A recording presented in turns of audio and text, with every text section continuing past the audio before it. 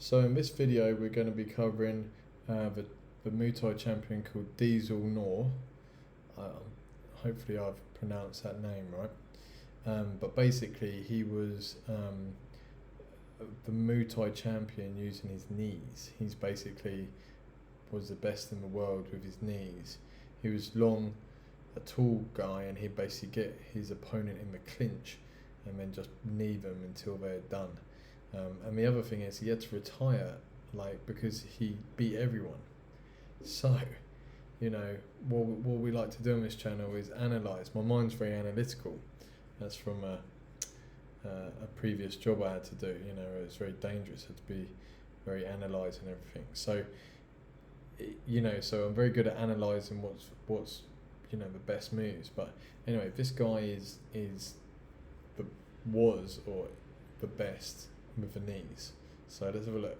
Talk about a living legend from the golden era of Muay Thai. The sky-piercing knee, Dieselnoi. Much like Thomas the Hitman Hearns, Dieselnoi towered over everyone else in his division. At 6'2", he weighed only 135 pounds. And yet, his expertise was close-range fighting. The quintessential Muay Thai fighter, Dieselnoi was an expert at landing knees from the clinch. Whenever he stepped inside the ring, spectators were treated to the king of knees showcasing technical brilliance along with unrelenting ferocity.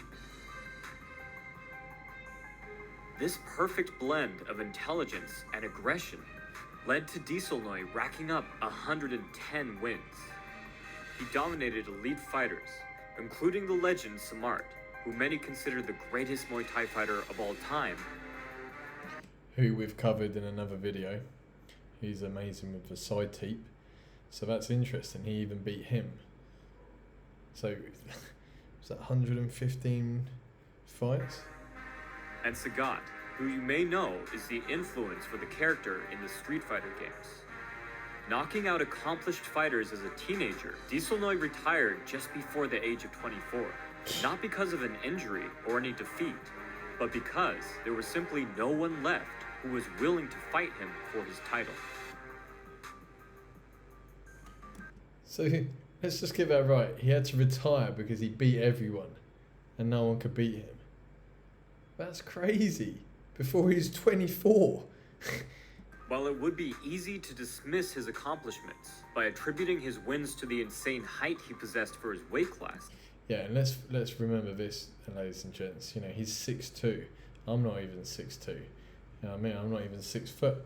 And most Thai people probably, I don't know, 5'8", 5'10", maybe. For men anyway. Having a long frame at a capped weight can actually come with a number of weaknesses. But Dieselnoi knew exactly how to negate these potential pitfalls while building on his natural gifts. The distinct techniques and tactics he employed make him the ideal prototype for many Muay Thai fighters to base their style off of, whether taller or much smaller than their opponents. Today, we are incredibly lucky to get to see the man himself demonstrate many of his brilliant techniques up close. Then, we'll watch how it played out in the ring all those years ago. So, let's get to it. Since Dieselnoi obviously had to close the gap before he could throw knees, it only makes sense that he spends a lot of time explaining to students how to control distance and cut off the ring. From long range, Dieselnoi used a very simple but very effective tactic. He employed linear strikes like teeps or knees to herd and corral opponents to the ropes, and then looping shots like round kicks to move them towards corners and cut off lines of escape. And since a common way to stay mid-ring is to constantly move offline, Dieselnoi would move laterally with the opponent to follow them as he closed the distance.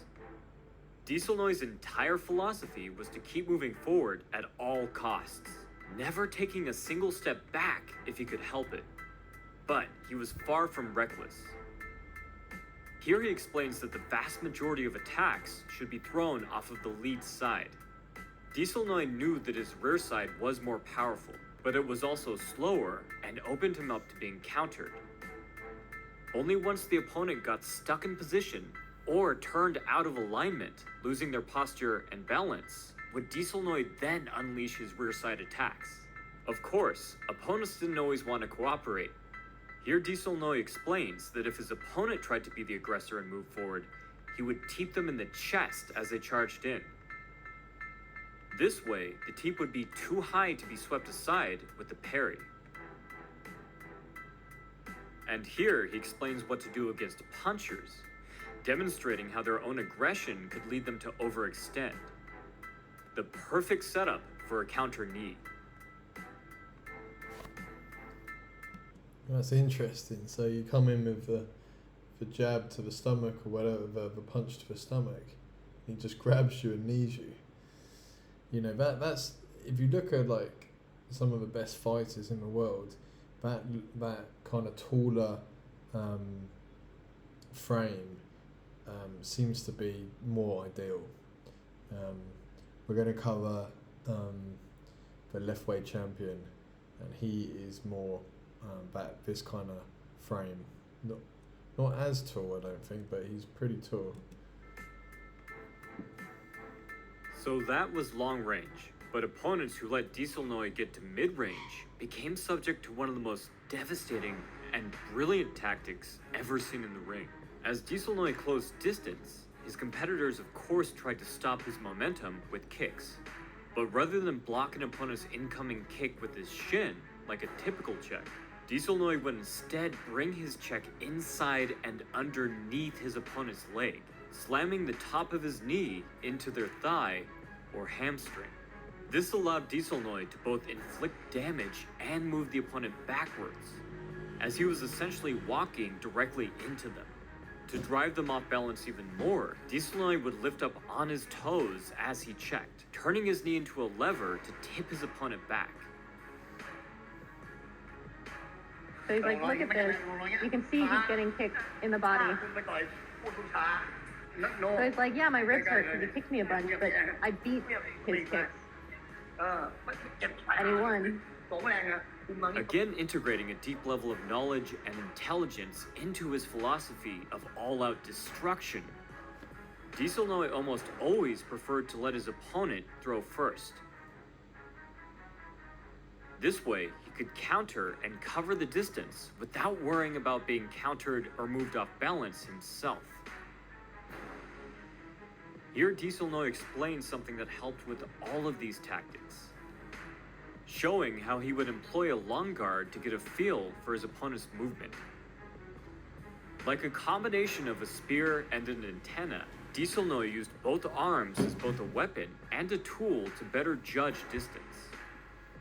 Taking it one step further, here he explains how he would pair these long guard tactics with a cross guard, sometimes called a Dracula guard for obvious reasons. One arm was extended and the other wrapped around his chin. Essentially, the cross block caught any strikes. So we've got another video on the reverse cross guard, so it's basically using the other arm, and it's a really good tool to have in your boxing striking toolbox, because it means you can get very close to the opponent, keep eyes on the opponent, and then come in with your heavy hook, you know, your big, like if you're orthodox, your big right hook, you know. So yeah, the cross guard and the reverse cross guard is a good weapon to use. That made it through his long leverage block. It could even stop vertical elbows and uppercuts. And although the cross block gave up some offensive options by making it impossible to throw certain strikes off of that arm, Dieselnoi could turn it into a cross frame to control his opponent's head and set up knees. Once Dieselnoi had corralled opponents towards the ropes, he would begin the next phase of entering into clinching range. Since the opponent had limited offensive options against the ropes, Dieselnoi could unleash heavier attacks. He would first throw out a decoy to get them to block. Then once they were stuck in place, he would throw his real follow-up attack.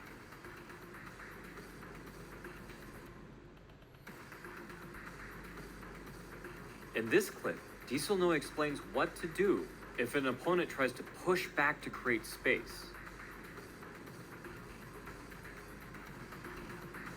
In this instance, he would suddenly pull back to release the tension and load up a counter. This pull only lasted a split second before he would snap back like a rubber band. Like a boa constrictor, Dieselnoi got more and more dangerous the more of a grip he got on his opponent. It's finally time to reveal the secrets of Dieselnoi's legendary sky-piercing knee. To start with, he would grab hold with his dominant rear hand to ensure his opponent was secure. Besides that, the setup to the knee was fairly standard. Hey, did you see that hold he has on his other hand? Rear hand Watch to your ensure sound. his opponent was secure. Boom. Besides that, Boom. So he's orthodox, I believe, but he puts his left on the wrist to lock it in. That's interesting. the setup to the knee was fairly standard, with Dieselnoi stepping back with the kneeing leg to create space and build power. But then, rather than loading up by first raising his knee or swinging it to the side, he would instead swing upwards from his regular starting position, drawing as straight a line as possible with his weapon to his target. It's this trajectory that allowed him to constantly check underneath his opponent's kicks, but it added a whole other dimension when it came to his knees. Not only did they get there faster, but it was also harder to see and harder to block. It's up in the air, it's lifted. You can't get past his knee because it's blocking in the air. He's like, that's not going to land. So the referee's going to come break you. So what you have to do is like roll your knee in with that swing from the hip that he's talking about. Unlike his checks, Dieselnoi would turn his hips over to twist his knee at the last moment, just as the knee connected. This added a lot of extra power at the last moment, meaning that his knee got there as fast as possible, but he also had the weight of his entire body behind it. Because of this, his strike would end up connecting with the top part of his shin, rather than the top of the knee. This isn't standard, but judging by the results, it might be even more effective. As an added bonus, the curve from the twist would naturally follow any opponent who tried to move offline. But for some strange reason, Dieselnoi's opponents always seemed to try their very hardest to stop him from kneeing them. Luckily, Dieselnoi had a multitude of effective ways to set up his strikes from the clinch. To begin with, Dieselnoi maintained a very wide stance in the clinch. As a taller fighter, having his feet close together would make him more susceptible to being tossed or moved. But with a wide base and bowed knees, Dieselnoi could more easily move opponents while remaining stable himself. Just like how he cut off the ring at long range, Dieselnoi preferred to work off his opponent's movement by following their feet with his feet. According to him, being in the clinch is just like dancing.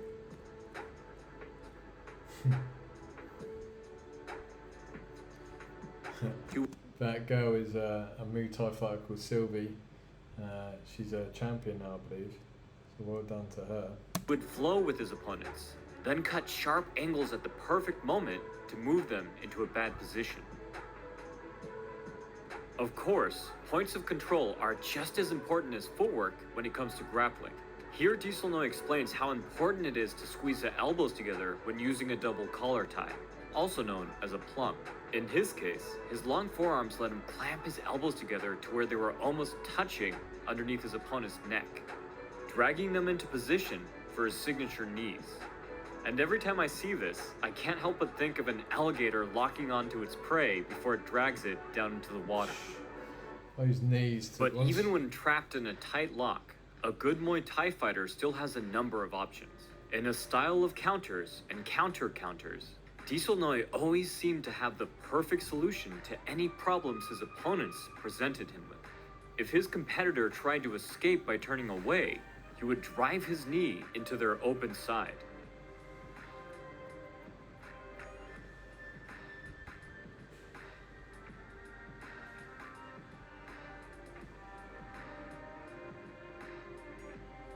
If they attempted to drop their head and duck out of the collar tie, Dieselnoi would just let them duck straight into his incoming knee. And he's like, if someone grabs and you try to duck out, just knee them in the face. Like, it's not a problem. And here, he shows off his strategy for when the opponent attempted to punch their way free. Dieselnoi would release one of his collar ties and instead use that arm for an overhook, straightening out his opponent's arm and trapping it to stop them from punching.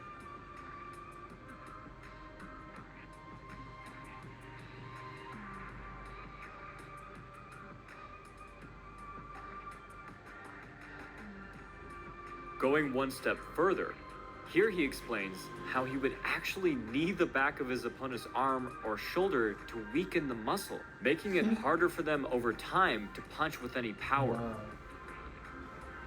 You have a height advantage, and long legs.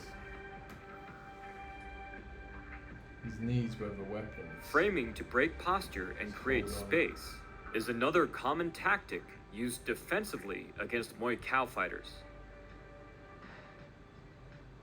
Dieselnoi's response was to use one arm to create a point of contact, controlling the head, arm, or wrist, and the other arm to bat their frame away, much like parrying a punch. No mucking around. Once the tension was released, his opponents were often left off balance, making it all too easy to move into a dominant position, and then you get the picture. It's hard to imagine how frustrating it must have been for Dieselnoi to retire so young, in his prime, for reasons outside of his control. Like a shooting star, we were only given a brief glimpse. You know, this was a different era. Now, like, I feel like combat sports is booming more, you know, but like then, I suppose that was he was top of the game in Muay Thai, and there wasn't really any other. Kickboxing probably was quite quiet back then, and it's not like you can globally go fight in these different organisations. Back then it was more, you know, the Lupini Stadium was like the Champions Of his League. brilliance, and yet he left a lasting impression on so many. It speaks to his great spirit that rather than fade off into retirement, Dieselnoi continues to teach his unique, effective knee fighting to this day, passing along the torch of the beauty of Muay Thai so that they may burn just as brightly. So, get your ass to Thailand, ladies and gents. Go find Dieselnoi or Diesel, and get him to teach you the knees. But yeah, I just wanted to highlight this guy because he basically is the best with the Muay Thai knees, and retired 23. I wonder if he was undefeated, but wow. Alright, see you in the next one. Please like, comment, subscribe, it all helps, and share it with your friends if you're into combat sports or hand-to-hand combat, and have a good day. Peace.